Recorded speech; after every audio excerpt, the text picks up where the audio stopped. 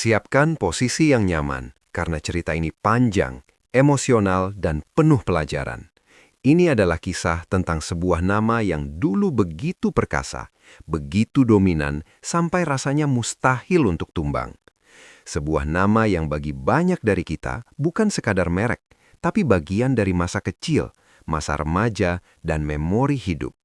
Ini adalah kisah Nokia. Coba tutup mata kalian sebentar. Bayangkan sebuah suara yang sangat khas, suara yang ketika kalian dengar, tanpa sadar wajah kalian tersenyum.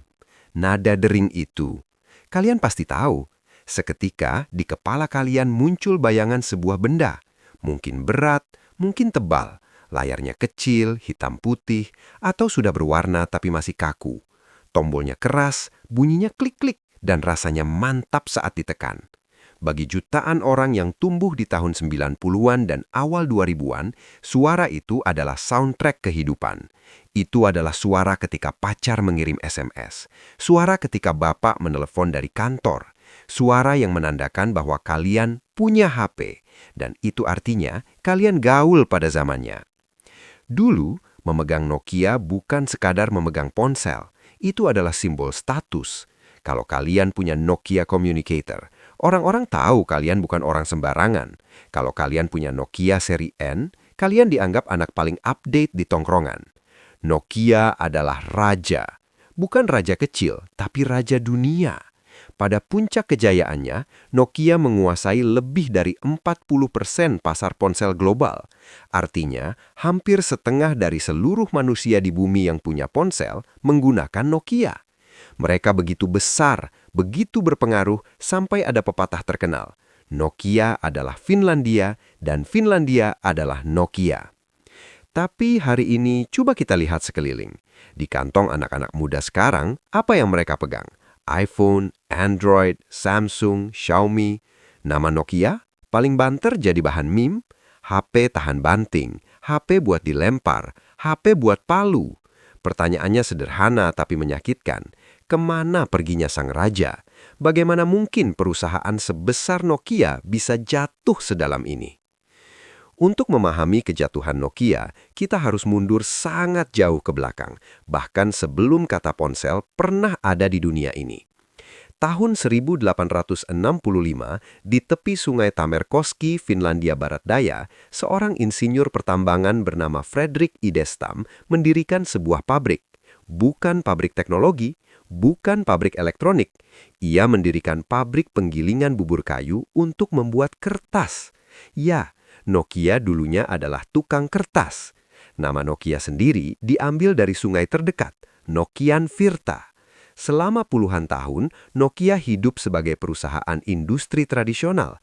Mereka membuat kertas, lalu merambah ke bisnis karet, memproduksi ban mobil dan sepatu bot tahan air. Bahkan sampai hari ini, di Finlandia, kalian masih bisa menemukan sepatu bot karet bermerek Nokia. Ini bukan bercanda. Jadi bagaimana mungkin perusahaan tukang kertas dan karet ini bisa berubah menjadi raksasa teknologi dunia? Jawabannya adalah adaptasi.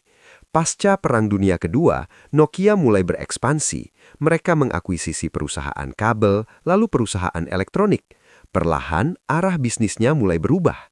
Pada tahun 1980-an, Nokia mulai bereksperimen dengan sesuatu yang terdengar futuristik saat itu, telepon mobil.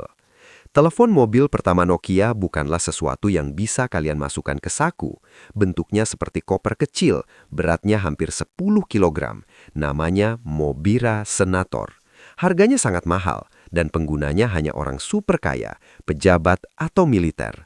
Tapi di balik produk yang tampak absurd itu, Nokia punya visi yang tajam.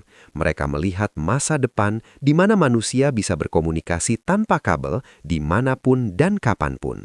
Titik balik terbesar datang di awal tahun 1990-an. CEO Nokia saat itu, Jorma Ollila, mengambil keputusan yang dianggap gila oleh banyak orang. Nokia menjual hampir semua bisnis lamanya. Kertas, karet, kabel, semuanya dilepas. Nokia memutuskan fokus 100% ke telekomunikasi. Banyak analis bilang ini bunuh diri. Tapi ternyata ini adalah keputusan paling jenius dalam sejarah Nokia. Masuk ke akhir 90-an dan awal 2000-an, Nokia meledak. Seri demi seri ponsel mereka membanjiri pasar. Nokia 3310 yang dirilis tahun 2000 terjual lebih dari 126 juta unit. Baterainya tahan berhari-hari. Jatuh ke lantai, lantainya yang retak. HP ini bukan sekedar alat komunikasi, ini adalah benda budaya. Ditambah lagi dengan nada dering legendaris yang ternyata diambil dari potongan lagu klasik abad ke-19 berjudul Grand Vals karya Francisco Tárrega.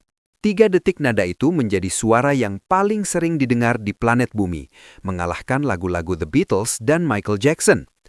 Nokia memanjakan penggunanya. Mereka memberi kita game Snake, game sederhana tapi adiktif yang membuat jempol pegal dan waktu terasa hilang. Mereka memberi kita Express on Covers, casing yang bisa diganti-ganti sesuai mood dan warna baju. Nokia bukan hanya menjual ponsel, mereka menjual identitas. Uang mengalir deras. Pesaing seperti Motorola dan Ericsson tertinggal jauh. Nokia merasa tak tersentuh. Dan disinilah masalahnya dimulai. Di balik kesuksesan luar biasa itu, perlahan tumbuh kesombongan. Di markas besar Nokia di Espoo, Finlandia, muncul keyakinan berbahaya bahwa merekalah yang paling tahu apa yang diinginkan konsumen. Mereka mulai bereksperimen terlalu jauh. Lahir ponsel-ponsel dengan desain aneh. Nokia 7600 berbentuk ketupat. Nokia 7280 berbentuk lipstik tanpa keypad. N-Gage, ponsel sekaligus konsol game. Tapi kalau mau menelpon, harus dimiringkan seperti makan taco. Orang-orang menertawakannya, tapi tetap membeli.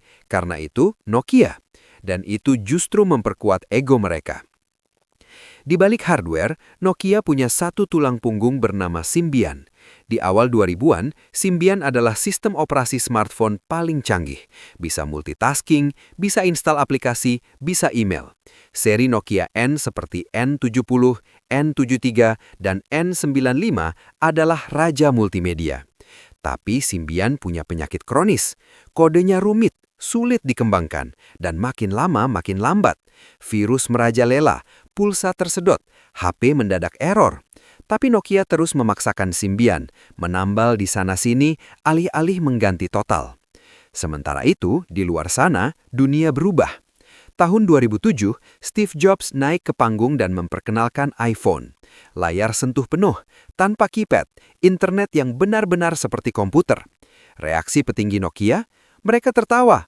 Mereka menganggap iPhone hanya mainan mahal, tidak tahan banting, baterai boros, tidak punya tombol fisik. Mereka gagal memahami satu hal penting, pengalaman pengguna. Setahun kemudian, badai kedua datang. Google merilis Android dan menawarkannya gratis ke para produsen ponsel.